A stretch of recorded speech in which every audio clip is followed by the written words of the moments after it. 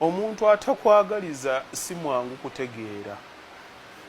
naye ate ekigambo kimala ne kijja nti nno takola ki takwagaliza tolabangako ng'ofunye ekirungi naye ng'omuntu oyo takusanyukirangako tolabangako kintu kyonna mukaakati musiiba muzi whatsapp group zeewammwe olaba singa bagamba nti nno gundi alinayo akabaga ewuwe oba ki